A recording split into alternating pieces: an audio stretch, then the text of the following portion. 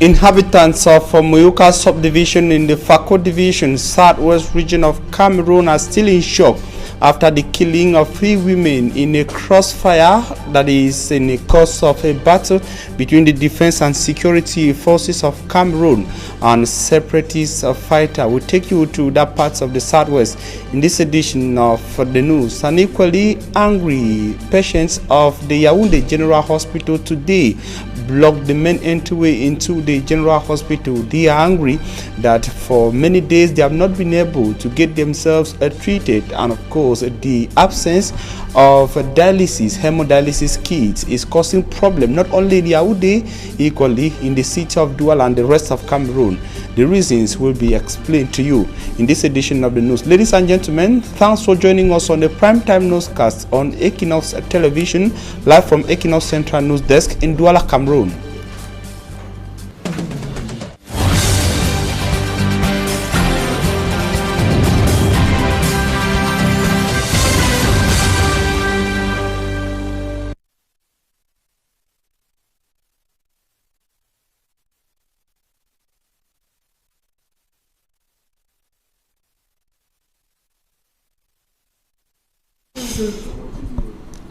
Ladies and gentlemen, once again, we thank you very much for joining us on this edition of the primetime newscast on Equinox Television, live from Equinox Central News Desk, that's in Douala, Cameroon's economic capital. We'll take you straight away to the southwest region of Cameroon, precisely to ÉQUINOXE in Muyuka subdivision of that region, where inhabitants are still in shock after the killing of 3 women in a crossfire between armed separatists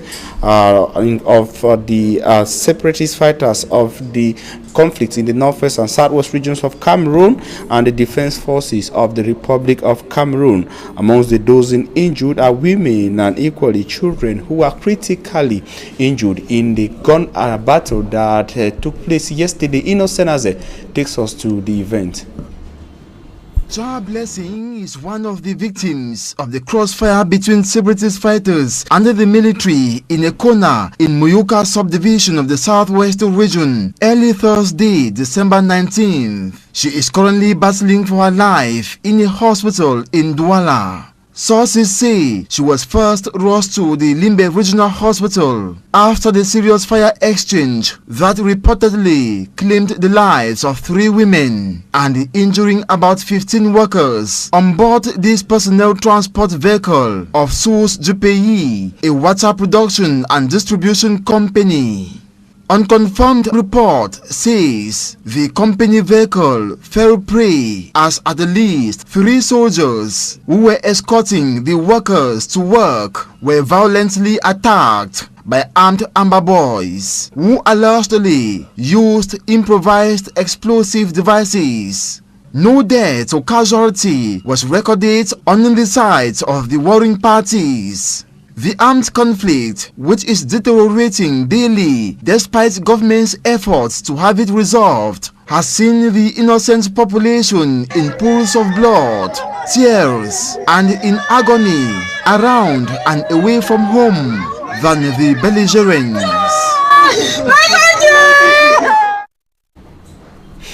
Among the state-owned hospitals in Cameroon, precisely in the city of Douala, the Lakintini Hospital has been topping the list of highly criticized hospitals due to its poor services rendered to the people of the economic capital of Cameroon, Douala. Though some of these hopeless or people who visit this hospital have been describing in bitter terms the services rendered, the government is trying hard to better the image of the Lakintini Hospital and other state-owned health establishments in the city of Douala. Hemino Luga tells us more in the following report. Reconciling the Lakintini Hospital and the general public has been a big challenge over years for the Public Health Ministry in Cameroon. From the mishaps in the payment system to the fighting of absenteeism of doctors and the diversion of patients, thus the burning desire to combat laxity, passivity, lack of dialogue and others affecting patients. Present at the hospital on the recognition ceremony, Minister Manauda Malachi outlined the need for hard work. I want to tell all the personnel of Minsante that they have to work hard and to distinguish themselves in the work they are doing every day. So here we come to celebrate those of personnel who has distinguished all of the 2019 year. Though few amends have been made of late to compensate the gaps identified by the general public, like the putting in place of a blood bank, the sparing up of the medical staff to make fluid and beneficial health services to patients, Minister of Public Health Manauda Malachi reiterates the need for perfect work. We are working for our compatriots, so we have to take care of them, we have to welcome them, we have to treat them as ourselves. Just to say that, because I have already tell about humanization of the service in our hospital. Some virtuous characteristics which have then been recalled to the Lakentini medical staff, with some exemplary workers congratulated.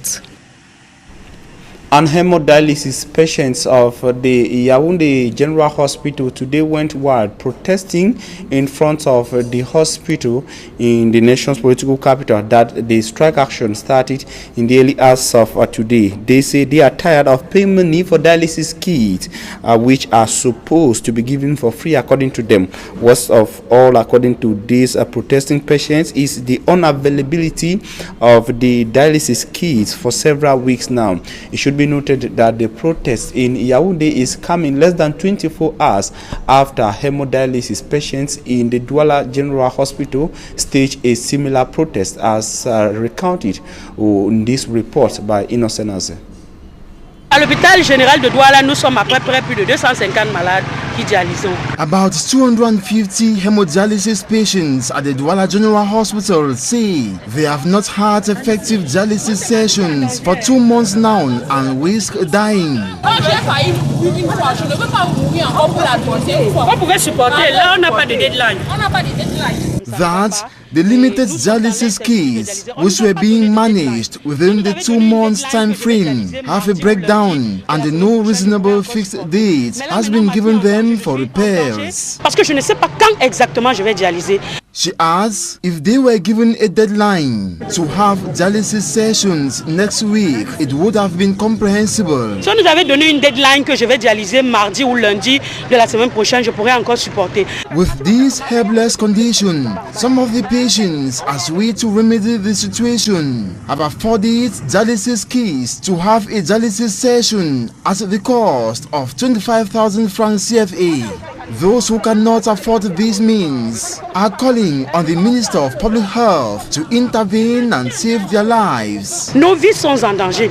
Qu'ils prennent vraiment les responsabilités des hémodialysés en main, ainsi que Monsieur le Président de la République. Aidez-nous. Ne nous laissez pas mourir. They fear not enjoying the end-of-year festivities like other citizens because of faith promise made by the Public Health Minister to redress this hemodialysis problem. Parce que nous ne pouvons pas dialyser, ce n'est pas normal. Nous aussi, nous sommes des êtres humains et des Camerounais à part entière, dont nous avons droit à la santé. The disgruntled dialysis patients, while desperately awaiting positive developments in the Douala General Hospital through the Minister of Public Health, thank the hospital personnel for their individual efforts to enable them undergo dialysis before the complete breakdown. L'hôpital général de Douala fait beaucoup d'efforts pour nous. Le problème est au niveau national. Ils nous ont dit que c'était un problème de système. That the problem is from Yaoundé. Décrions ce système.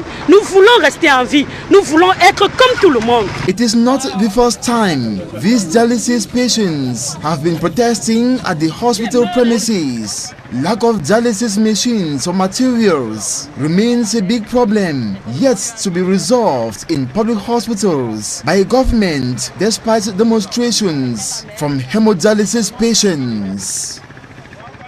And the Southwest Regional Delegation of Public Health has handed accreditations to sub-selected health establishments within the Southwest region of Cameroon. They were selected from around Fako Division for their quality services in their various centers. The Southwest Regional Delegate of Public Health, Ebongo Zakios Nanji, congratulated the various district medical officers for braving the threats and gunshot to deliver health services. They, in the following excerpt, equally saluted the collaboration of the state official, that is the Southwest Regional Delegate of Public Health, and equally the determination of the Delegate of Public Health to encourage the selected health centers and equally give what was qualified as performance-based financing to some of the health structures within the Southwest region. And of course, we are proposing to you an excerpt of the Southwest Regional Delegate of Public Health. I would say I'm very impressed with the level of healthcare delivery in the Southwest region in spite of the crisis. You see many of these facilities have been accredited today, and they are going home satisfied. I will just give them one advice, that they don't sit on their laurels, they continue to improve, and such that the community would be able to be the greatest beneficiary of their services, which the Ministry of Public Health is out to offer. Our patient is our priority, and what we do is that we work hand in hand with our community health workers. They do a lot of sensitization.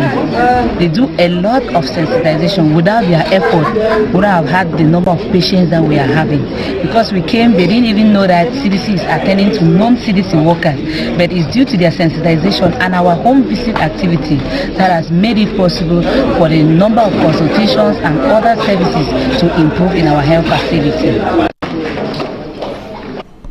And it should be noted that the Southwest Regional Delegate, Dr. Ebongo Nanji, today led a delegation of health experts within the region to a press conference in the Bakassi Peninsula on the cholera outbreak that was reported in that part of the Indian Division some days ago. The news conference in Bakassi was attended by our reporter, Derek Jatu in Boya, and of course we shall be bringing you images from Bakassi Peninsula and the how far of the cholera outbreak in subsequent editions of news on Equinox television. Meantime, we stay in the Southwest region to talk about the Southwest Development Association, SUEDA, that has so far published its program for 2020. The event took place at the explanade of the Muliko Municipal Stadium in the Southwest region of Cameroon. Derek Jato reports.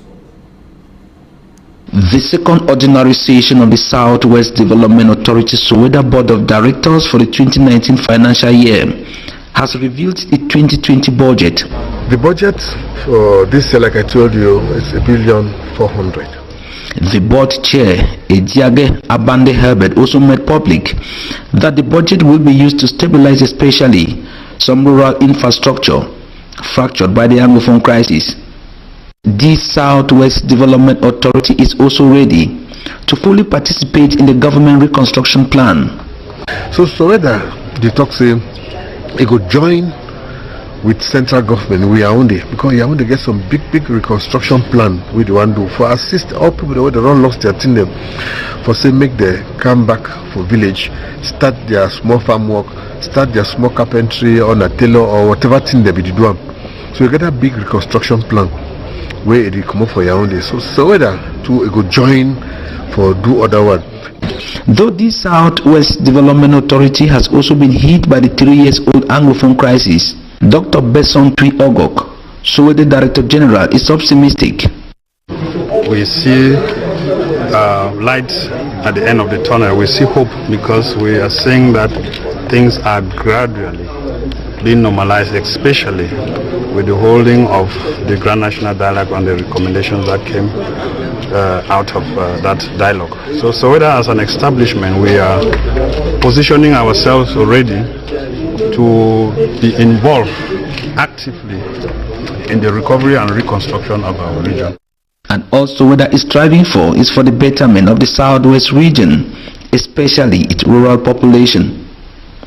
The team is set for action, this board of directors noted, but pray that the coming of this dry season for road construction for instance, should also be accompanied by some security stability for project in that direction to effectively commence. Derek Jatode reporting from the Southwest, and now from the Southwest region we'll come back to the economic capital Douala, where some Cameroonians in the diaspora were today explained and presented the opportunities offered by Cameroon as far as investment is concerned.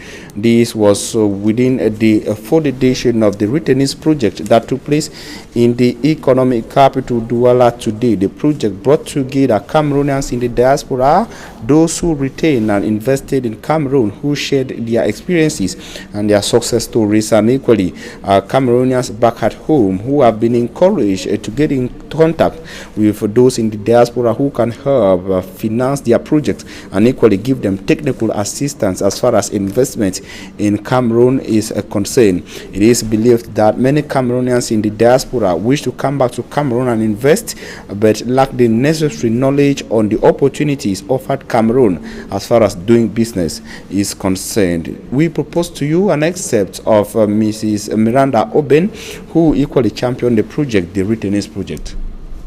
When we say the diaspora is investing and working together, you had the example of Dr. Ghislain Moïsil, who came in from Germany with Safi money and is working hand in hand with Mavians, which is based here in Douala. So the examples I give are examples of the stories and the impact we have here. When they sign the partnership, the implementation of the projects are easier. You don't get to making the mistakes others have made before you. I can give examples: Dr. Thierry Nyamen, Christian Gang, Roland Formundam, Pam Happy. All these are diasporans from France, Canada, the UK. You remember Germany? We're working in 11 diaspora countries, online, newsletters. We have a database of the diaspora. So you should be reaching out to us, the media, the government, and all the officials to say, if you have the database of the people we want to reach to come back to the country and invest, find us the young entrepreneurs in whom we can invest. And the young entrepreneurs are here today to present their projects. You see the impact. We don't talk about the impact. We've moved from PhDs to PhDs. We actually do what we say we're going to do. So the impact is all the examples of these projects which are being realized and being supported by the diaspora. Thank you. Okay, thank you very much. Ladies and gentlemen, we are done with the first part of news. Up next is the second point, the second part, which is talking point.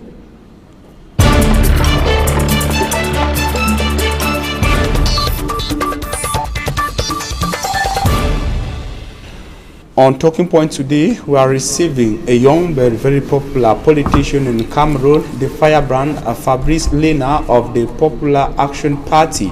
He is the National Communication Secretary of the Popular Action Party in Cameroon. Fabrice Lena, thanks for joining us. It's a pleasure once more to be with you. Thank you very much for inviting me again.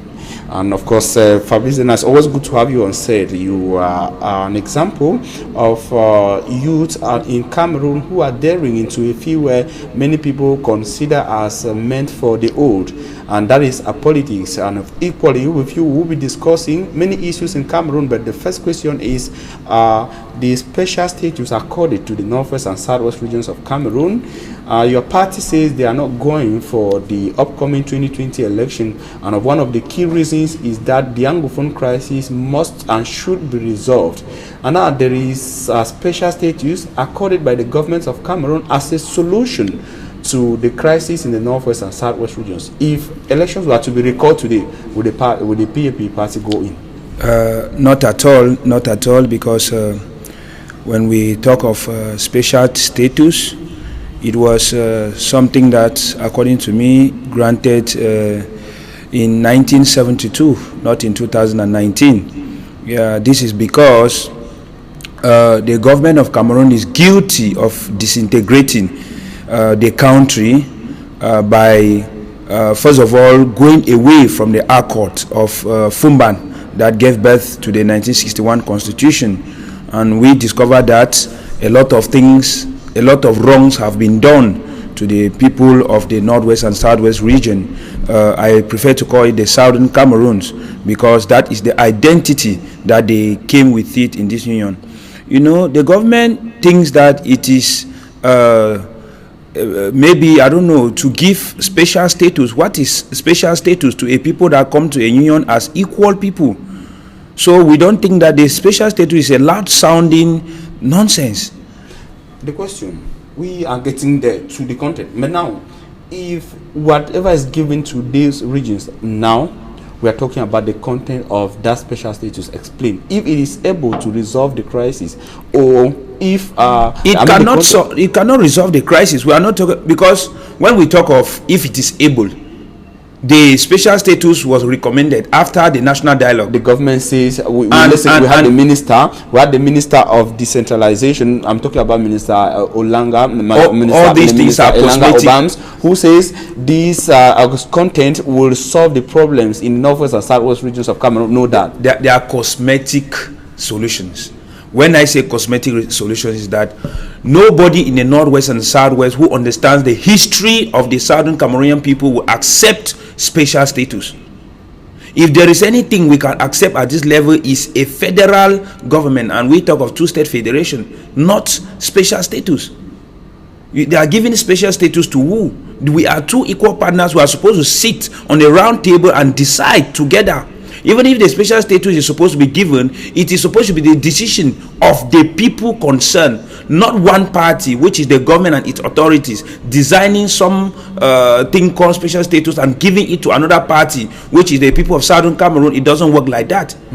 We have been saying, and the Popular Action Party continue to maintain and reiterate, that for us to solve the problem, we have to ask people who came in a gentleman agreement in 1961, go back again to that agreement and sit down and look at the things that went wrong. Because things went wrong when the first president, Ahijo, proclaimed a unity republic without consulting the people of the other side, and it became a problem. The man ruled a country with ordinances for 1 year as a dictator. That was so wrong. He dissolved an accord that was not supposed to be dissolved, and we came there as two equal partners. And in 1984 again, Mr. Ambia came again with a presidential decree causing, that was pure secession. I can say that he is even the one who gave the leeway for the Anglophones to think that they have been seceded, because the identity of the people of Southern Cameroon was now lost. So again in 1994, after AAC2, the Bamenda Declaration, what did the Bamenda Declaration say? It said that if the government does not bring back the federal status, the federal republic that made us to come together, then there will be a moment where the people of Southern Cameroon will declare their independence. And that's what we experienced in 2016. It's because the government and its authorities are people who are not ready to solve any problem. Whatever thing they are designing in the name of special status will not work. That is why you're just from reading the news, people dying in Northwest and Southwest on a daily basis. If that's a solution, people will not be dying. If that's a solution, the crisis will cease. But what explains the fact that they are bringing measure solution, talking about decentralization, but crisis is escalating, is because they are not giving the solution that the people want. If at all the present government in place gives any solution, people will even doubt its implementation, because they have never guaranteed to the Cameroonian people the good faith of implementing even a good decision that they take.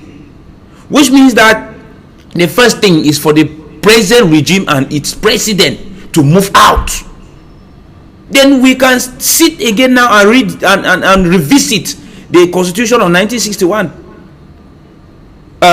which came from the former Accord, and then look at the articles or those things that had made us to be disintegrated today, to be disgruntled against one another, and then from there we can see whether we will live together or not. That is how people live. It is not by force. It is not as if one party is superior, or they feel that they are the one to, like, the manner in which you give something to somebody without consulting the person. Fabrice, you are outlining some key things there. what should be done as far as the union between the British Southern Cameroon and the West Cameroon, that is the former British Southern Cameroon. Now we have the Northwest and Southwest regions of Cameroon, and East Cameroon, which is the French-speaking part of Cameroon. And you're equally talking about a transition that is the current regime should leave. What are the priorities? Can you state chronologically and in order of importance the position of your party on the situation in the Northwest and Southwest region of Cameroon? For the relation between the people of Southern Cameroon and the Republic of Cameroon, there are so many parties involved here. We have the Republic of Cameroon, we have the people of Southern Cameroon, we have the United Nations, we have Britain, which was the colonial master of the people of Southern Cameroon, and perhaps other actors.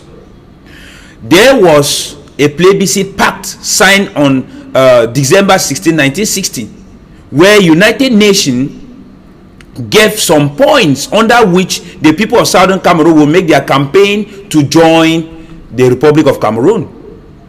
And this same plebiscite pact outlined the points if they will vote to join the Republic of Nigeria. And the points in that plebiscite pact that favored the joining of people of the Republic of Cameroon mentioned that these are two states that shall come together and will only function, they will only have common foreign policy, immigration, telecommunication, and certain things at the level of the federation. But if in the course of the union, someone who claims to be the president does not obey the institution that he incarnates, unilaterally changes the accord of that union, it means that you have disintegrated the union. They need to revisit it. If they don't revisit it, we can no more operate as people again. Now, we think that all these people need to be involved. The Republic of Cameroon, people of Southern Cameroon, United Nations, we sit on the round table discussion. At that table, we go back in that complicated part of history, which is the plebiscite, the Fumban conference, and then the change of things from that period to now. And then we look at all the things that did not go well. Those things that the English people are asking, if there are evidences to prove them genuine, then from there, everybody will see that no, these people have the right to ask this. Because even the government of Cameroon is guilty of disintegrating and causing secession of the people. Then from there now we will discover that the people will have what they want, and from there we can rebuild a new Cameroon. That is the relationship between the Southern Cameroon and the Republic of Cameroon. It is a round table that includes everybody. We are talking of everybody. Those people in the diaspora, those people in prison, the hardened opposition leaders, everybody. If anybody is excluded from the discussion, it will not work. And if the government of Cameroon continues with its arrogance of not submitting to accept its mistakes, it cannot work. Because one of the highest factors that has been causing the problems of Cameroon is the arrogance of authorities in the government of Cameroon. Because they have been receiving signals since 1972 that this change of Federal Republic will cause problem in future. They gave a damn. In 1984, this change of name from unitary to the Republic will cause problem in future. They gave a damn. 1990 tripartite, they gave a damn. 1996 constitution, they gave a damn, which shows that they are not willing to solve any problem. The government in most cases has indicated that it has been on a path for a new Cameroon. Keeping aside the federal nature, keeping aside the differences, trying to reform and make a new Cameroon more unified, more strong, and as they've always termed it, one and indivisible. Anything less than a Federal Republic of Cameroon will not work for the new social order, because the new social order has already imposed itself on the present Cameroon that we are living in. The authorities of Yaoundé do not have control over so many parts of the countryside of Northwest and Southwest region, which means that for that living together to come back, those people must be consulted, and their ideas, when you listen to the logical analysis of secessionism, you come to discover that it is true. You people cannot come out in a union, and then somebody get one day and bring back his own name. It's just like me and you, Mr. Sander, we go into a business, and then we come with two names in that business, Lena and the Sander, and then in the long run, you decide to abolish my own name and maintain your own name, and you expect that I should be happy, and then after you, that is total nonsense. Isn't there anything good in this special status that was adopted? I mean, as far as the bill outlining it is concerned, you've read through the bill and you've read the part that has to do with the special status to the north and south. Isn't there anything good as far as the PAP is concerned? Cameroon is one of the countries that write very good documents, but they don't implement anything. They write very good documents, but they do not implement anything. There is a big gap between a text that is written and explained to the people and its implementation in the ground. That is what we have witnessed. I mean, at least there's something good. Yes, there are things good there, even though it's very ambiguous with the use of may, be, may, either. Those things are very ambiguous in its understanding in the judicial implications. But the Cameroon government that we know have bad faith. They will come there, yes, special status, this and that. Is that applicable?